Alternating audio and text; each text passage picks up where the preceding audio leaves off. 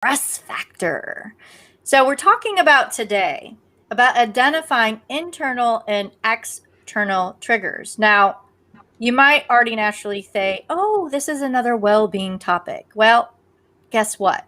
No, we're actually going to talk about in the business sense in the workplace, also about how you lead or the jobs that you are in, that the stress that you have has a direct correlation to the success that you have as an individual or as a team. So that's what we're going to talk about today. So stay tuned.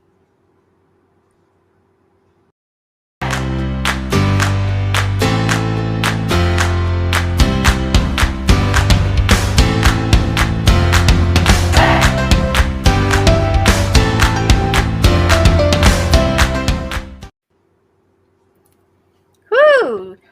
De-stress. Stress, right? Yeah. I love this topic because it naturally goes to well-being and all these stress factors, which we're going to talk about. We're not going to ignore that doesn't exist because it's a human thing.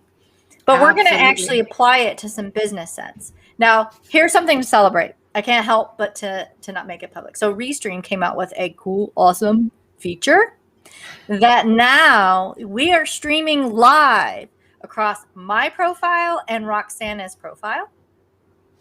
So we are in the land of experimentation starting today. We've actually started experimenting for a month saying, what if we actually had our show on Tuesdays instead of Wednesdays? So as game changers, the natural what we are, we're experimenting. Yeah, we love a good experiment. Let's see how this one works. But anyway, it's exciting that we can talk to more people, especially about this topic. I mean, come on, it's a great topic. I think long overdue. We've talked about it in different ways at different times, but I think there's more to the conversation. The conversation about stress, how it affects us, what the stress elements are, how stress comes into our lives, and how it affects us in ways that we don't even think about. Yeah, and it's one of the things that when we start to talk about internal and external triggers, we're going to dive into how does that really relate to leadership influence, or you as an individual in your role, what you're doing, or in a team perspective, because it's a combination, which I find really fascinating lately, is how your environment has a lot to play, how context has a lot to play with all of this. And then you have the things that are just going on with you as an individual, as a person at the moment, which may not have anything to do with work, right? So let's dive into some of the internal types of triggers, or do you want to start with external? What are we feeling at the moment? I think, let's start internal, because I think that's actually, what we've kept saying all the time. This is, hi, Mitch. Thanks for joining us. Thanks for joining us again. Good to see you here. So let's start with some internal stressors, because I think we don't think about those too often. We think about what stresses us from the external environment. We don't think enough about how we stress ourselves and what our internal stress factors are. So let's start with that.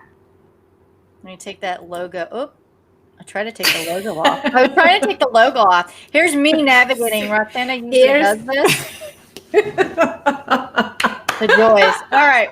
So let's talk about some of those internal stressors, which it's really good because a lot of us may be aware of it, and some of us may not be aware. And so we know about the pessimistic attitude, right? I think everyone has probably heard about positive attitude, think positive, and what might have you. But also the negative self-talk. And what's really interesting is when we look at people's different models of their world, when we talk about these mindsets, right? We like to talk about all that is what the stories that you say in your head, we don't want to necessarily judge others, but the thing is, what is the things that are happening inside that are creating our own personal stresses, which in turn is going to sometimes create external stresses because now you've introduced it into the environment. And we all know that even what you're feeling, we exude a certain amount of energy. And I don't know if we can come up with that graphic that actually shows when you're happy and when you are angry or any of these kind of feelings, the level of energies that you actually exude as a human being. And believe it or not, you don't have to be in the room, but you sense it because you can feel it through tone, or you can see it physiological, right, through people. And so let's talk about some of that self-talk. Now, you deal with a lot of leaders that probably talk about some of the things that they deal with and how they self-judge, right? Yeah. And they're being very critical. It's very, very self-critical.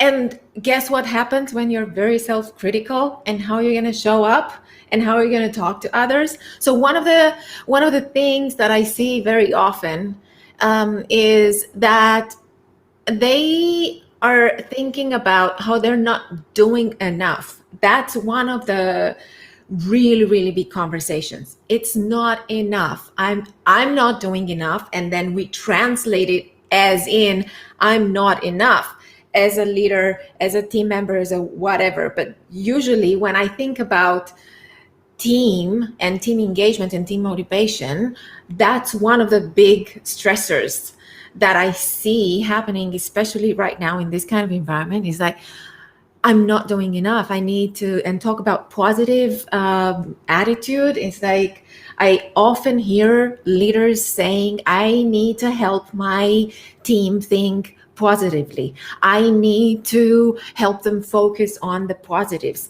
And one of the questions is, what does that do? How has that worked for you? Has that helped? Sometimes it actually creates stress. That creates such an amount of stress on you as the leader, like having to come up with stuff, with ideas, with events, maybe whatever it is, to make your team be more engaged and be motivated and think positively. And it's so stressful for the team members as well, because they know that the pressure is so high on thinking positively. And then we don't create that environment where we can talk about the issues and solve them, because we have to think positively all the time. Such a big stress. You don't have to be the one. That's why you have team members. Everybody has an impact that they can make, as we all know. Everybody can make game-changing impact. So create that environment to change the game. You don't have to be the savior as the leader of that team. And I love where Mitch is going about, we talked about in our last show of not getting real, right? And that positive. So this is all related and compounded in keeping up with this influencing, because if we think about internal, and we have this strive for need for perfection, and perfection is very subjective to whatever that person is thinking what that is in their head.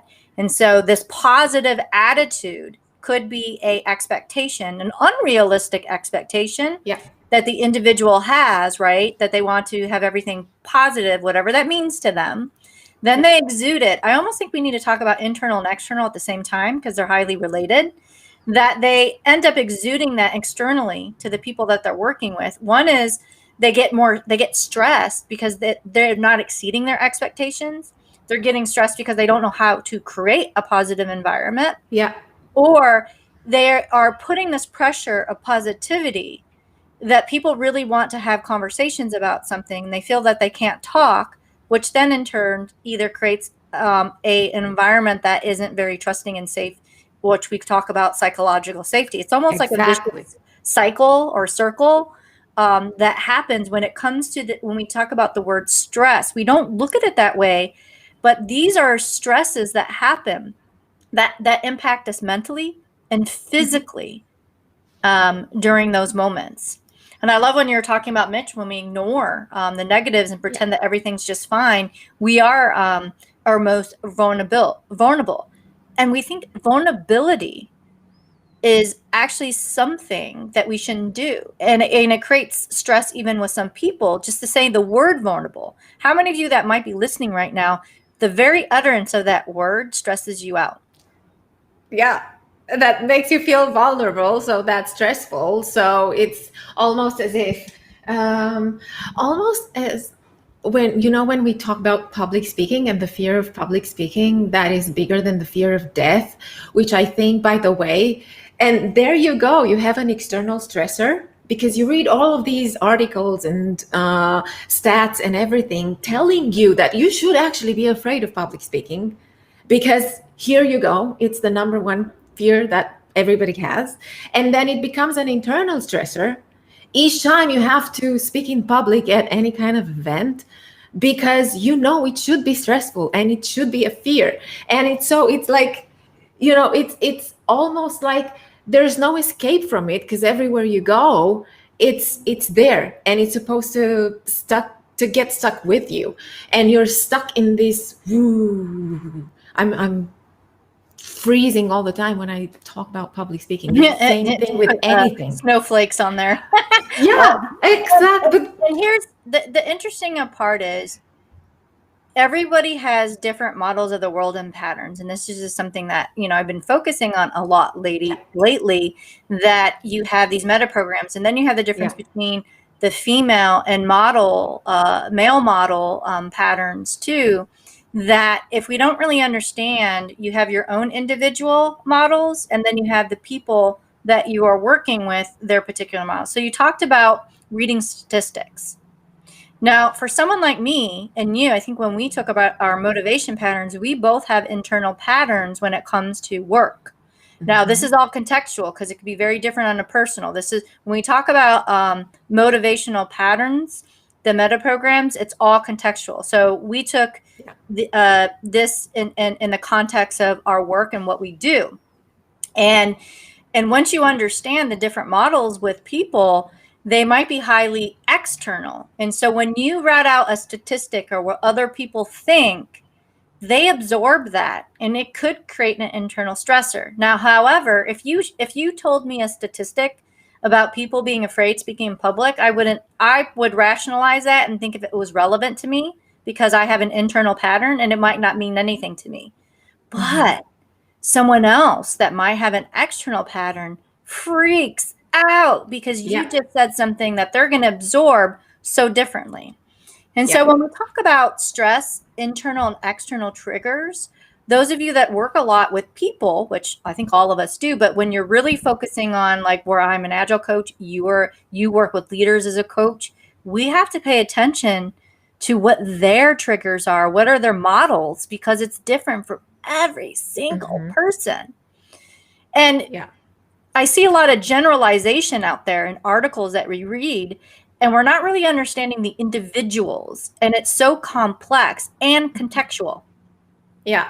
And that's because, I think we've come to, and actually we've been there for a while, to a point where we're rather looking for quick fixes, which are usually external, and we're not looking at what is it that I can bring, what is it that I can do, and then looking at your team as individual members who are actually there for a purpose. And actually, another thing that I see with leaders, and we talked about this before, is where they isolate themselves, because that's the old model, the model that we grew up with, of the leader who's isolated at the top, and then they don't think about themselves as an actual team member. And that's what puts the distance in between you as a leader and the rest of the team. And actually, without even maybe realizing that, you're not creating that environment where everybody can contribute to the best of their abilities.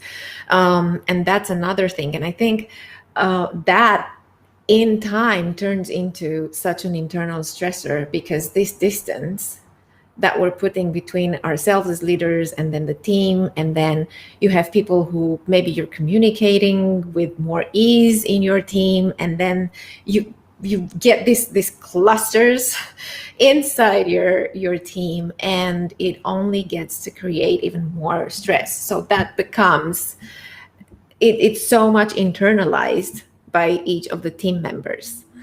And I think that is talking about trust doesn't help in any way. Yeah. And it always starts with self. It's so Exactly. easy to talk about others, right? In the Yeah. context of what you observe and this person's this and that and that, you know. But at the end of the day, what are you? Have you ever taken the time to explore what are the things that are your internal triggers and external triggers? What are the things that trigger your negative emotions, right? So when we think about Yeah. negative emotions, we think of anger, sadness, guilt, right? All of those types of negative emotions that you might have. And again, it's very contextual of what triggers that and the thoughts that you have going on. Now, once you start to understand yourself, then you can go through the process of how to regulate those negative emotions when they happen, how you are impacting externally in the environment that you're in, and how your language, which I think is very interesting, of your choice of language and how you approach a situation changes, because it's really hard. And I don't know, I'm just going to say from my own personal experience, if you're in that heightened point of stress and those emotions are happening, how easy for is it you to practice active listening? Most people can't. Yeah. And so think about it as we're thinking about being an influencer, right? We're starting the series. This is probably the first kickoff of it. When we talk about the leadership influencer, is if you're trying to be a person of influence and your emotions are here, most likely active listening is probably not kicking in, because you're only listening to the things going on in your head, which is projecting externally. Exactly. It is projecting externally. And I love, there's, I forget his name, but it's not relevant at this point. One of the most popular professors he worked with a lot of actors who are famous right now. And the technique that he was using before they were engaged in emotional scenes. And he would tell them, don't go for the emotion, go for the thought that triggers the emotion that then gives you the behavior. And this is actually related to how we psychologically are wired. And whenever we think about something, that triggers an emotion. And depending on what that emotion is, we're going to have one behavior or another. That's why the way you think about it is also going to translate into what you do and what you say and how you do and how you say it.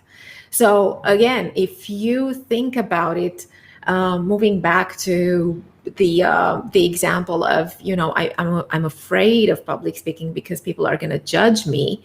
The emotion will be, yes, I will be scared. The fear will be there. And what do we do when we're afraid? We get into that flight or fight response or freeze. So we're back to survival mode. And when we're in survival mode, I'm not interested to communicate. I'm interested in surviving. So I'm not going to Yeah. be a very good communicator or influencer. And that's what happens whenever we think about something that we're not doing enough, it's not enough. I'm afraid of doing that. I'm afraid that my team is not going to be motivated and I can't motivate them. Me, as the only person who can possibly motivate them, that's going to translate in my behavior towards the team. And that's going to be visible and it's going to give me those results. And they're not going to be pretty. I'm not going to like them. And I'm in this loop. Yeah. And it's crazy because the loop, we're talking a lot about, and the reason why this is all related to stress, because stress has a Yeah. direct tie to negative emotions. Yeah. And negative emotions are usually triggered because there's something in your head that when that information as it is happening, right? You're seeing, hearing, feeling, and you're processing it, it's going and triggering this particular emotion. Once it hits the negative emotions, this is where it's in that panic zone, and you're not necessarily listening, or even your reactions and behaviors and actions, to your point, are completely driven by what's going on until you can get out of that mode. Here, the thing I find quite interesting is, based on context again, we know when it comes to work, we in order to get us more motivated, we like to be more goal oriented.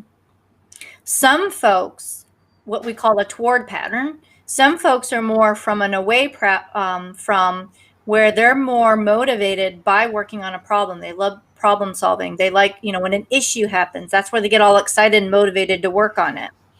And one of the things that we try to do is move away from focusing on problems and goal setting. So it's quite a challenge when you're with a group of people of what actually in their motivation patterns, what triggers them to even want to start working on something. And sometimes we have to go into and reframe that away from pattern just to get people bought in to be motivated to come along with us. But we have to shift them to be more toward and goal oriented, because we know our brain patterns, if we have them in a panic state, it's not a good state to be in. And so when somebody's problem solving and working on problems, is it always a good thing to stay there, right? You have to kind of shift them out and say, okay, here's the problem, but how do you turn that problem into a goal, and they're connected and satisfied with it, right? Because you don't want to lose them. Again, we're all motivated differently. And our stress patterns, let's talk about that. If we're focusing on, I don't know, and let's just talk about ourselves, because it's so easy to do that, because we're talking about stresses and how that works internally and externally. Is we're working on a project, right? We can talk about, hey, we're working on our show, and we only talked about the problems. One of us is going to hit a point where it's not motivating, and we're going to want to talk about the goal of it. Yeah. You and I always will go there. One of us will either initiate it, because we're both goal oriented, to say, okay, well, what are we trying to do? Mm-hmm. We don't like staying in the problem space. Yeah. What are we trying to do, and how are we going to do it? And then again, you have to relate it to that. The reason why we're doing that is also we don't because that, but it helps. It helps align. You're aligning expectations with reality, and I think that's important. That's such an important place to start from, because that's why you and I are, when it comes to work, not only is our GC index or impact the same, but our motivation patterns, what we've learned in the context of doing our work, is the same as well. And so that's probably why you and I, it's so easy for us to gel and work on things, even though we have very different personalities. I'm going to repeat this. Our personalities are very different. I'm an extreme extrovert. We've already taken personality. So this has nothing to do with personality. But the way that Roxana and I get motivated, and I think that's why we never go into a stressful pattern, if you notice, between the two of us. Now, that's pretty easy. Now, imagine when we have someone else that comes on our show that is very different and motivated differently, we have to adapt. Otherwise, it can create a stressful situation. Yes, because you and I, and that's why you want to know if you're leading a team, and that's what we keep saying. You want to be aware of how you work and what makes you work and what makes you motivated and engaged, and how they work and what makes them feel motivated and engaged, and what their internal patterns are. And there are a number of tools out there and assessments, but what you and I use, we use a GC index, which is a business insight tool, which gives you the idea, the outlook of what each team member brings on the team. And then, because you and I had guests that were different, they had maybe a high implementer score, and we knew how to communicate with them effectively. We knew that they needed more instructions, that they needed the steps, that they needed to hear the details of how this show works. If you get a game changer like us, they will just come in, talk, and then we're good.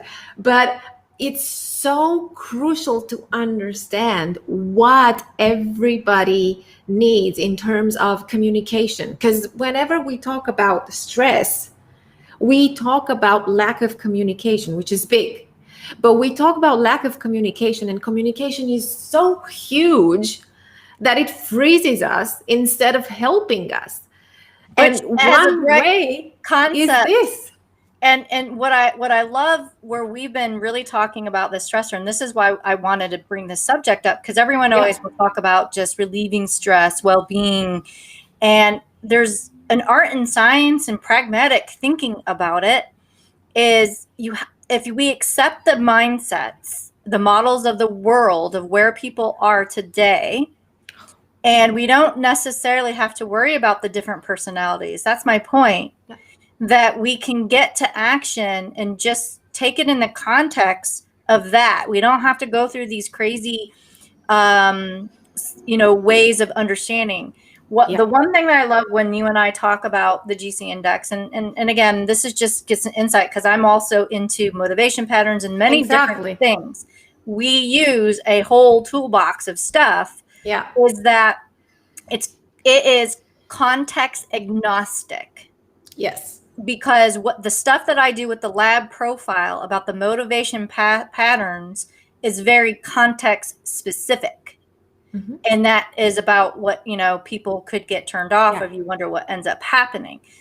But this is context agnostic. And mm-hmm. some of the conversations, and I'm part of doing some case studies today, is that this is the one thing that can be context agnostic about individuals or a group of people that makes it so easy. Because when I do my motivation patterns and some of the interviews that I've been doing lately, I have to only stay with one context to figure that out. Mm-hmm. And then I go to a different context and another context. But what I've done is I started to align them how they actually look when it comes to impact energy, which I'm starting to realize it's context agnostic, which I thought was kind of cool. So getting back to our stress relief and identifying internal and external triggers, we want to understand context, but find ways to be able to switch, because guess what? Whenever you're in a given situation, context changes all the time. Yeah. All the time. All the time. How many times have you changed context? And you have no control.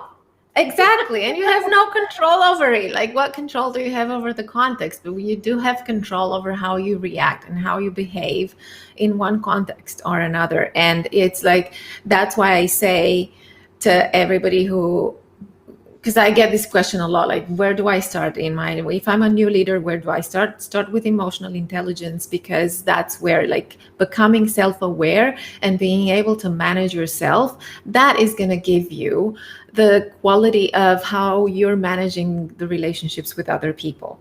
That's where you start. And exactly what you said, it's like you have to be aware of how you behave in one context or another, because that's what you can control. You cannot control the external factors, but you can do something about the internal ones. So we're going to have a fun thing. We're going to run through. We're not going to go in all these in depth, but some of these we already covered. There was this article about managing stress at work, and it was 24 ways of how you can manage stress at workplaces.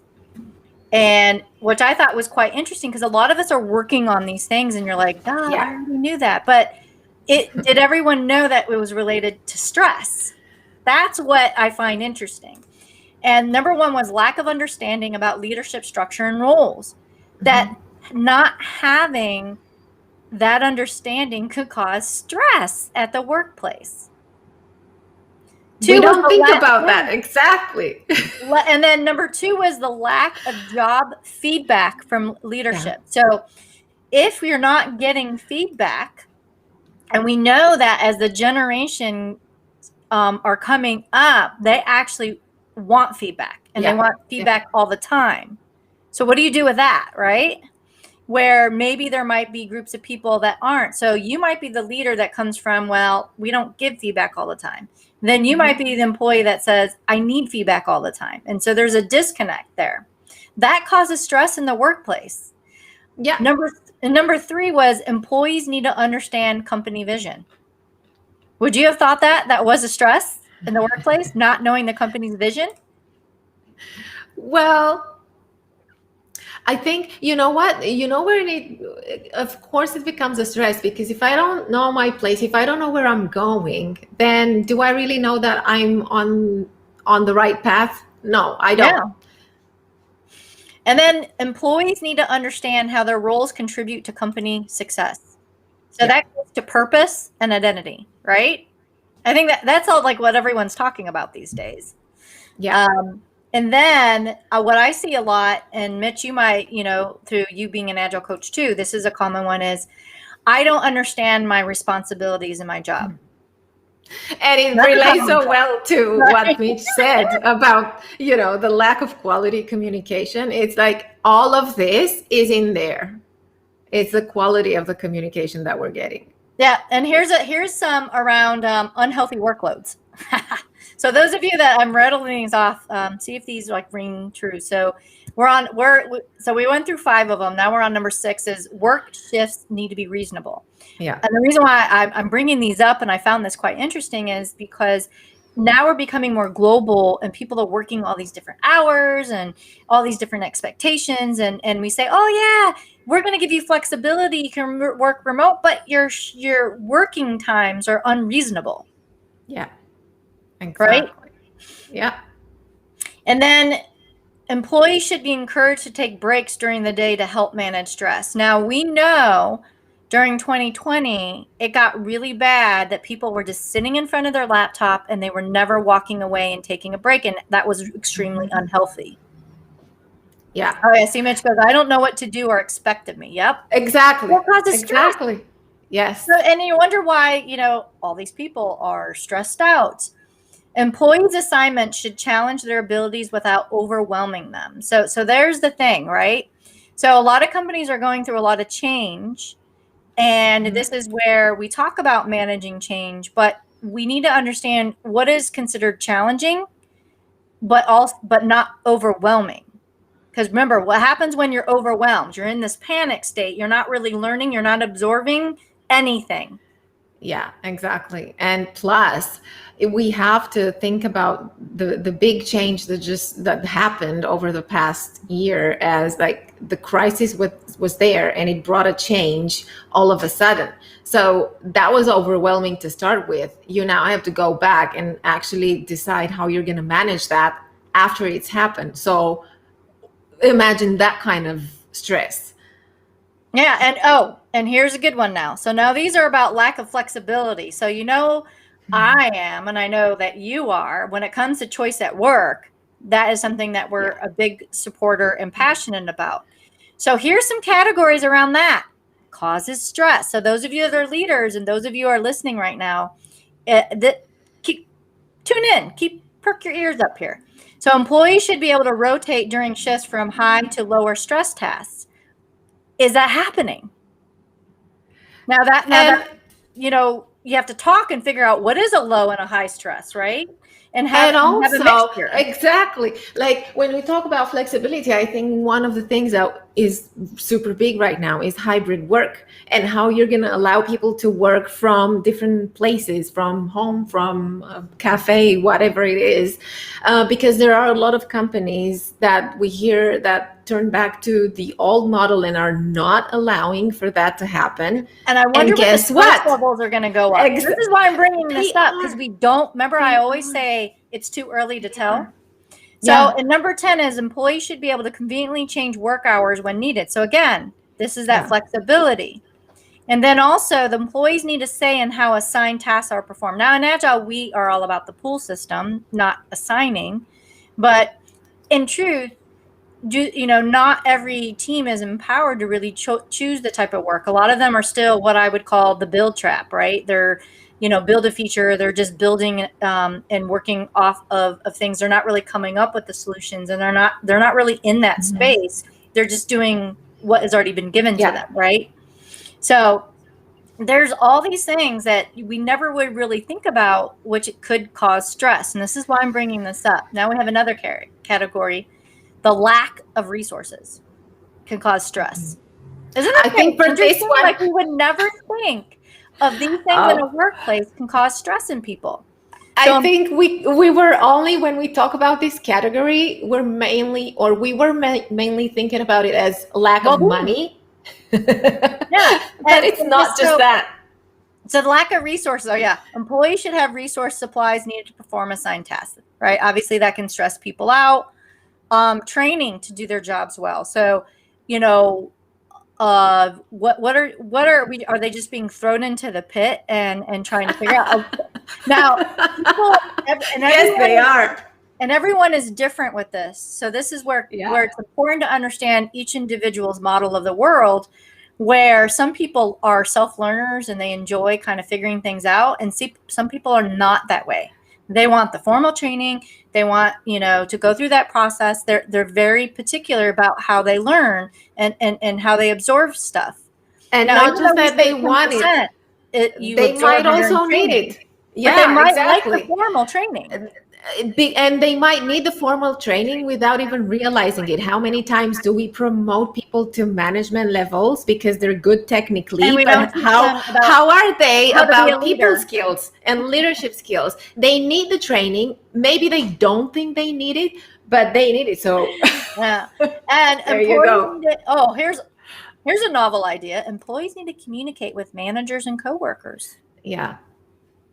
And they don't think about that. We think about communication top bottom for one reason, and it's not because we're not used to. We don't think we can make too much of a difference. That's another thing. As just an employee. Now we have workplace stress caused by lack of social support. So here's a couple of categories. Employees need support in a team atmosphere to better manage stress. So we're all about teaming in Agile. Yeah. Maybe we were onto something way before this became these articles, right? This one was made in 2020. Yeah. It's funny because when I'm reading some of these, Mitch, fellow Agilists, and it's funny how these are some of the things that we already think about and we try to induce in organizations. And now, between 2020 and 2021, now they're calling it the human revolution, and all these things that we've been saying for years. Are they going to be now open to start adapting to what we've been saying this whole time? Just saying. Yeah. Now, let's see here. What's the next one? Supervisors should be able to help and advise when needed. Okay, that's pretty novel. The spirit of cooperation and respect at work. So this is where we were talking about the niceness. Big difference, right, Mitchie?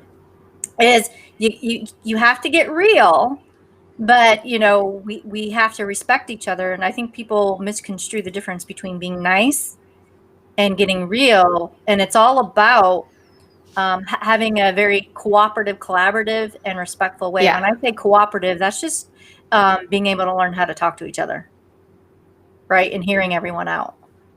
Yeah. Programs or tools should be made available for employees to manage stress, yada, yada. So here's growth opportunities. Let's see if there's anything that's interesting for us in here. Realistic opportunities to grow and advance and be promoted. Imagine that. So now here's funny, because bleeding talent and keeping talent, the number one, a lot of feedback what companies are getting is the lack of advancement opportunities. So now this is workplace stress that we're talking about in a subject. Yeah. The lack of growth and advancement can cause stress in individuals. In everybody.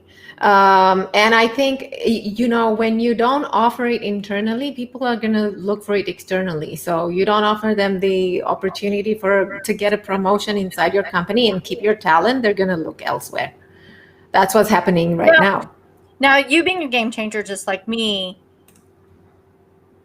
if I'm not challenged or I don't have anything new to do because we like newness, I actually start to get stressed out because boredom is a direct correlation of what will start stressing me out because I become dissatisfied with my work. I lost my mojo. Yeah. It works against my motivation and against my purpose. And their stress actually starts to come out in me. Yeah. It's like a direct correlation. And I find that interesting. A lot of people already know like job security and all of that stress people out. So I'm not going to hone on that one.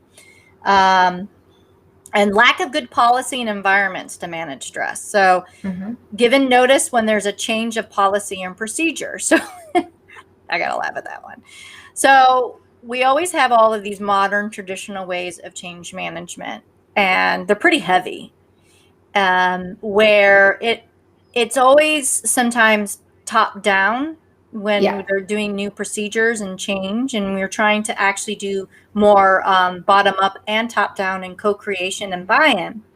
And how often are we actually looking at it, right? Or is it a one and done, or are we actually doing short feedback loops, right, in that whole process?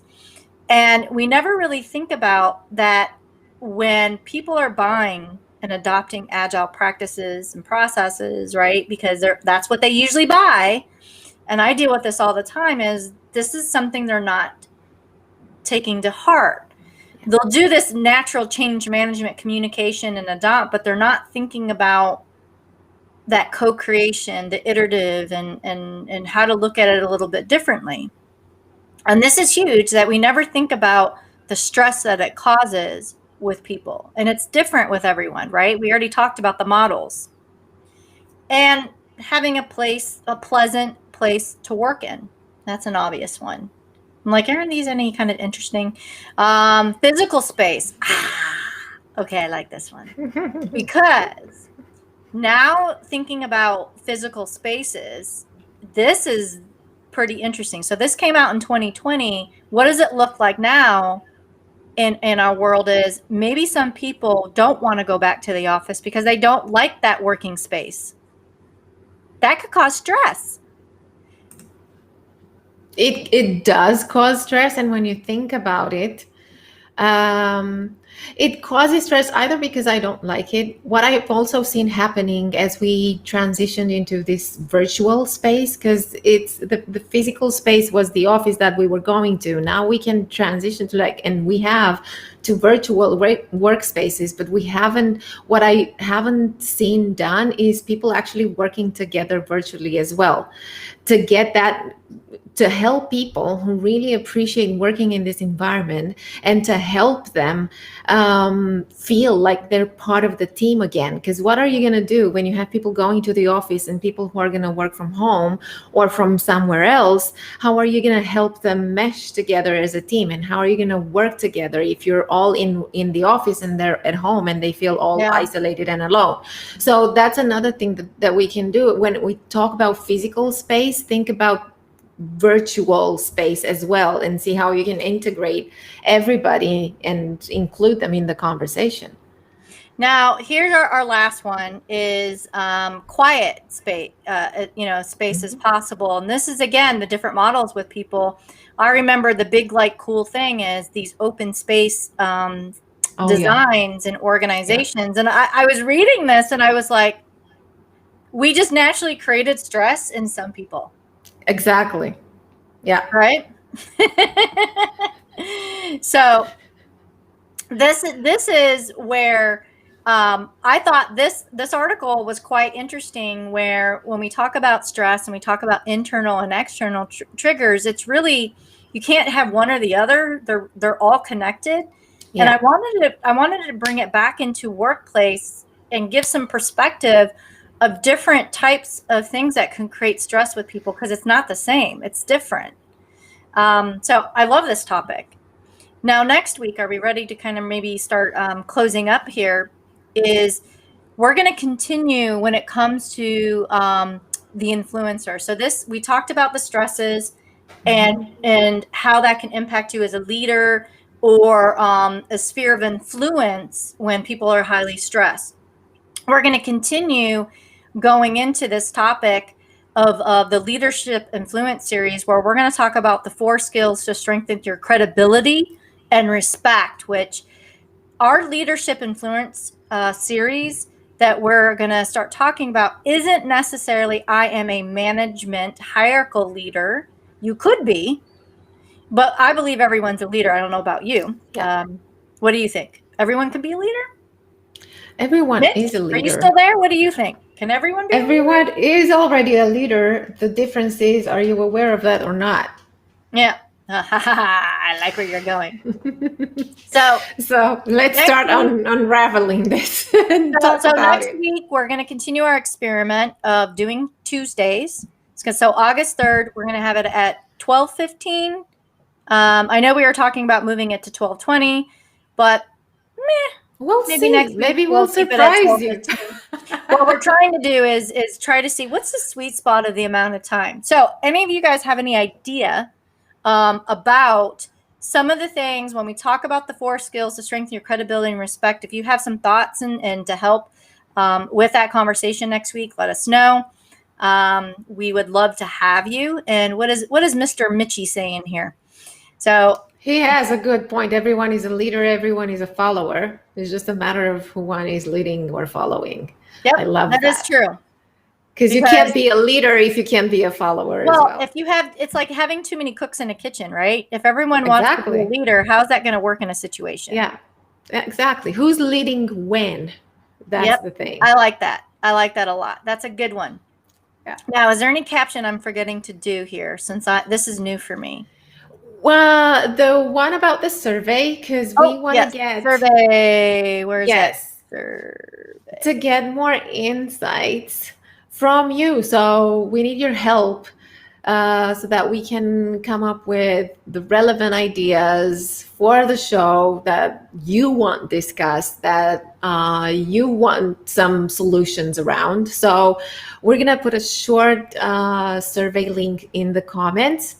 And help us help you. Just feeling it just takes, I think, about 5 minutes, but it really helps us understand what your challenges are, what you would like to have more discussions around here on the Game Changing Work Show, and it really helps us give you the relevant content for you right now when you need it, not a year later. Yeah, and if any of you would like to join us when we're talking about topics, get a hold of Roxana or myself. Yeah. And we'll see when you can come on. But anything that is provocative, audacious conversations of changing the game of what we think, the workplace for the future, is definitely up our alley. And helping it tie into business contexts, because right now we still have that challenge where when we talk about people things, people think it's only just HR, and we're like, no. It's all business. It's everywhere. Yeah. And so we're anything that can help tie that into is, hey, I'm running a business, I am a leader, and why I should care about the people side, definitely come on, because that is what we're trying to do, is connect the dots there. It's not just an HR thing, folks. So again, next week in our Leadership Influence series, we're going to be talking about how to get credibility and respect. We probably will have a couple part continuations on this, because I think this is a big thing that's out there today. Is that a lot of people, especially those of you, my fellow game changers, that have brilliant, awesome, wonderful ideas, trying to get people to feel that they are listening to those ideas, right? I think we have a session on just that topic alone. Yeah. So come join us. It's big. Next week, Tuesday. Yes, Tuesday. Are we streaming on your profile? Did that actually happen today? It did. Whoa! Yeah, we're getting cooler, folks. We're getting cooler. So now we're on both profiles here on LinkedIn, plus Facebook and our YouTube channel. So we will see everyone next week. Bye for now. Ta-ta for now, and we will catch you on the flip side. All right. Bye, everyone. Take care.